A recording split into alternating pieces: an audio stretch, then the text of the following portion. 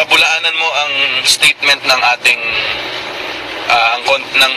ang isa pang ng isang panig na Kaya nga di umanong nagkaroon daw ng sexual harassment. Kaya nga po isang beses, so sobrang chika na Roxanne Book. Wrong send na? Ay, ate. Okay, so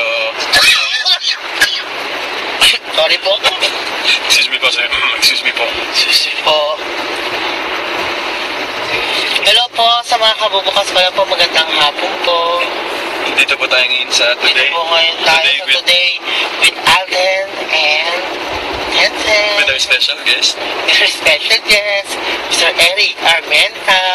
dating Mr. Dating 2016, Mr. Bundi. Tuwan-tuwa ako eh. Ayan, dumili na naman po. Ganda ka na naman po. Over ba? Ang ganda ko na naman po. Ang inis. Hindi halata, sabihin mo. Di halatang. Halatang. Di makinis.